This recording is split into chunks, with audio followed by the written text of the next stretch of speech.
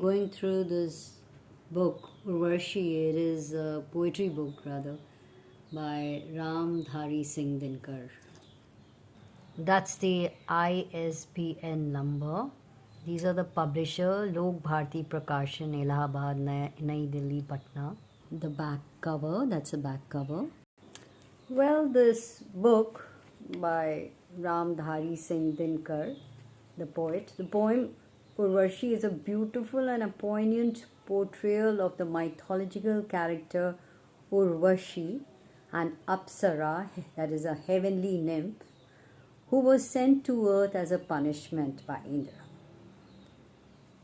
The poem explores Urvashi's emotional turmoil as she struggles to come to terms with her new life on earth.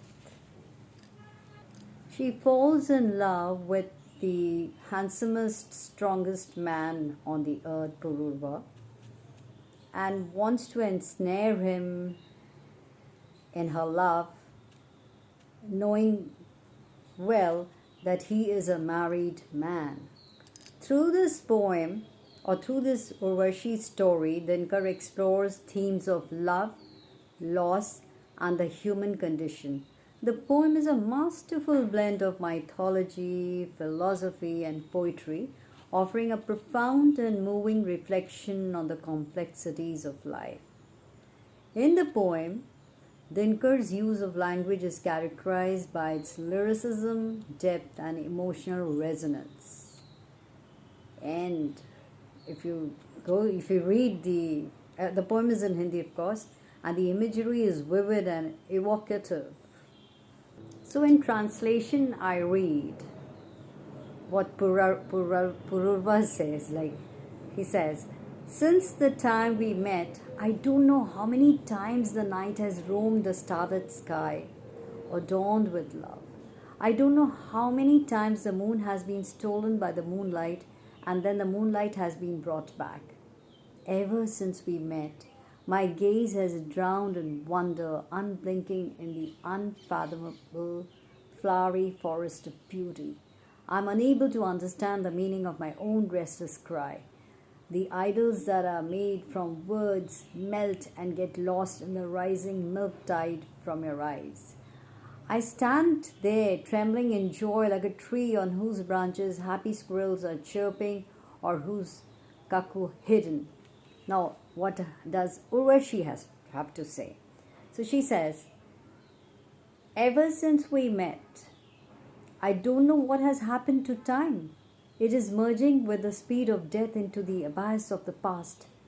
But alas, when I return to heaven after seeing you, this same time has set on my life like a python. The rising sun refused to leave the sky. Those time signs did not go away without passing a kalpa." And all of that. And being ruthless, and then she blames him and she says, "And being ruthless, you kept on sitting carefree in the palace, enjoying the happiness of glory, fame, victory, buds, flowers, and etc." And then she goes to say, "When I left heaven and came to earth on my own after losing my dignity as a girl." And Pururva also says that he says that when I went back home, it felt as if only my body sitting in the chariot has reached some widow's house. My soul has left you in the same forest of bright clouds where I'd met you like a wave of redness in the milky ocean. And all of that. And he says, many a time I wanted to say that without Urvashi, this life has become a burden. It would be a great favor if you allow her to go to the earth, talking about those gods up there. And then they go on to say that even if you get Urvashi by the grace of Indra, who will open the doors of her heart for you?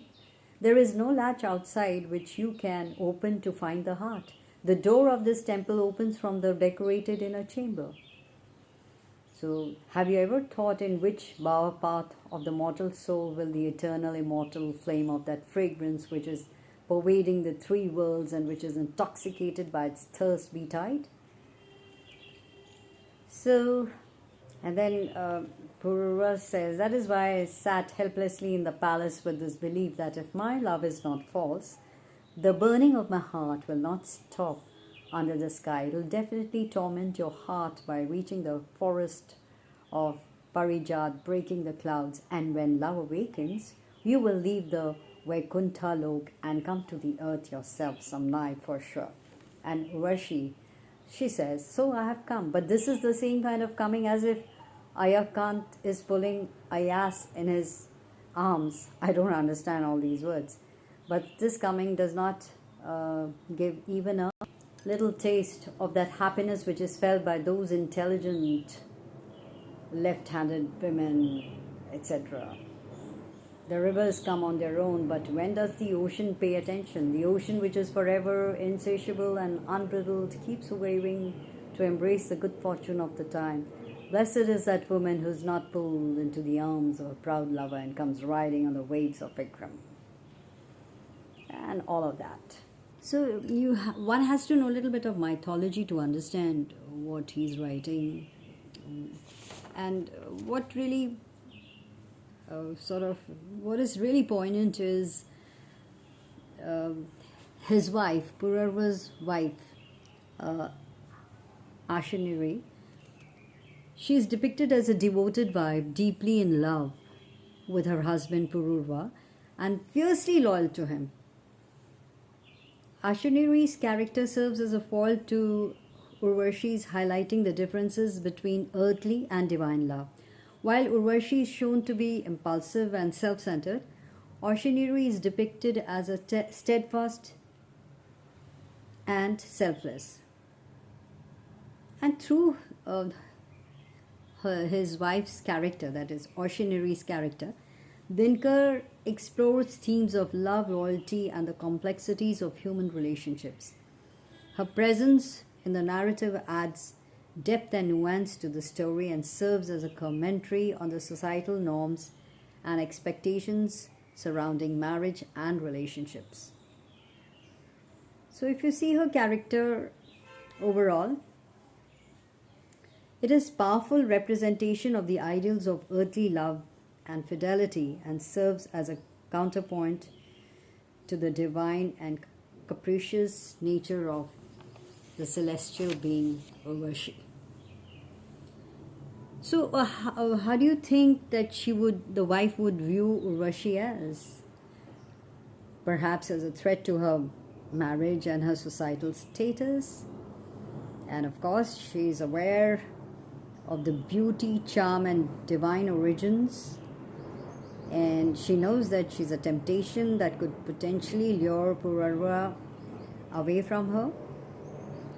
And she also might recognize that Urvashi is a victim of circumstance, forced to navigate the complexities of human relationships despite being a divine being.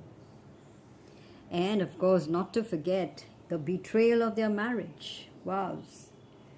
Could be really hurt, angry, and confused by Pururva's action and struggle to come to terms with the fact that her husband's affections are divided. And in a way, it sort of points out to the emotional complexities that surround relationships and marriage. So I'm going to just, in translation, talk about shamelessly how Pururva is talking about his love. That he says that I feel I don't even know who Ankush is. Ankush means to stop oneself, but I know the thirst and the pain that burns in my throat at the shore of the lake.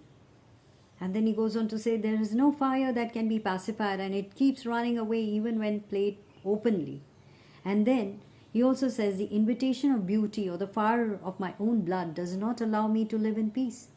Every moment it says, get up, hold this moon in your hands and squeeze it, drink this nectar. I will be at peace now. I will never be restless again. And then he says, but as soon as I place my lips on the vessel of juice and take a sip or two, I don't know from which unfathomable depths come this sound. You still haven't understood. The drink of sight is not the food of blood. The path to the worship of form is not the embrace. The enthusiasm breaks down and the grip of the arms becomes loose. So he wants to get Urvashi, and he says, bearing this pain, I roamed around in the vastness of the sky, distraught, confused, but found nothing. I kept asking questions, echoing in the emptiness of the sky. I kept coming back to hear everything. And in the meantime, the song of the earth is heard again. We are the world where flowers bloom, grass is the bed of a god, and those bowers of flowers are temples, etc. Then he says, bring my bow. From here I will aim an arrow in the sky and set the forest of the gods on fire. Throwing the fiery, blazing, burning fire, I offer the offering of the battle against humanity to the mighty Maghva. And if Urvashi has been hidden again somewhere in Sindhu, that is the river, then today with our huge army we will defeat the ocean. And he says, we'll churn and shake it, and the defeated ocean will once again spit out all the gems and precious stones that have been created since the day the gods and demons churned it for the first time. And in the same churning process, sitting on the wave seat, Urvashi will once again emerge from the ocean, spreading the radiance of the enchanting dawn across the universe, just as she had emerged from the ocean before. And it goes on. So it is, you have to know a little bit of mythology to understand. For me, it wasn't so easy, but since I really don't know much about it, but even in translation, it is good. So when you read, you can imagine, if you know Hindi, it's a real good text, or it's a good. It's so lyrical, and the poem is really interesting. It's good if you can read it.